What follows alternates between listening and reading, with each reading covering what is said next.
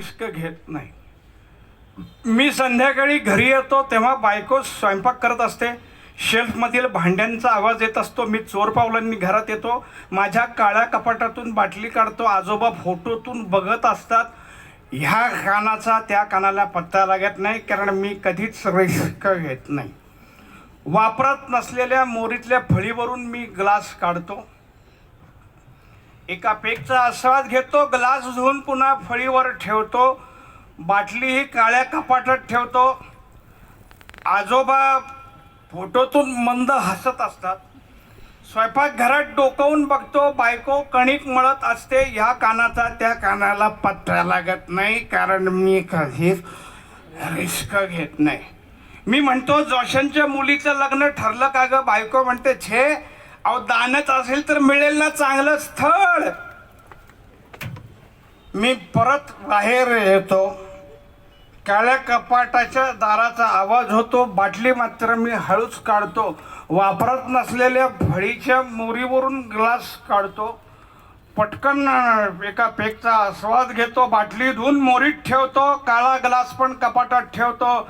ह्या कानाचा त्या कानाला पत्ता लागत नाही, कारण आपण कधीही रिस्क घेत नाही. मी विचारतो, अगं जोशांच्या मुलीचं अजून लग्नाचं वय झालं नाही. बायको म्हणते, नाही काय 28 वर्षांची घोडी झाली की.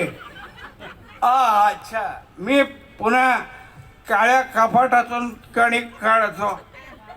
कपाटाची जागा आपोआप बदललेली असते. फळीवरून बाटली काढून पटकन मोरीत एक पेग मारतो. आजोबा मोठ्यानं हसतात. फळी कणकेवर ठेवून आजोबांचा फोटो धुवून मी काळ्या कपाटात ठेवतो. बायको गॅसवर मोरी ठेवत असते. या बाटलीचा त्या बाटलीला पत्ता लागत नाही, कारण आपण कधी रिस्क घेत नाही. हे जोशांना घोडा म्हणतेस का ग? पुन्हा बोललीस तर जाओ, उगाच नका कटकट करू. बाहेर जाऊन गप रहा. आता मी कणकेतून बाटली काढतो. काळ्या कपाटात जाऊन एक पेग मारतो.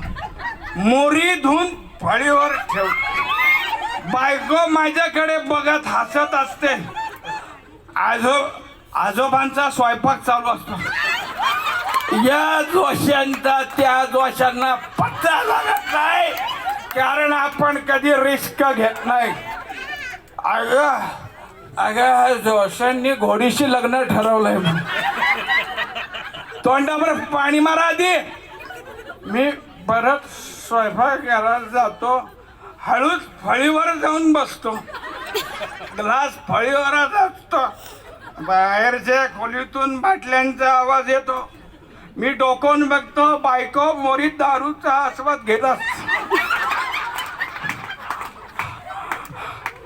कुलकर्ण्यांचा स्वयंपाक होईपर्यंत मी फोटोतून बायकोकडे बघत हसत असतो. पण या कानाचा त्या कानाला पत्ता लागत नाही, कारण आपण कधीच रिस्क घेत नाही.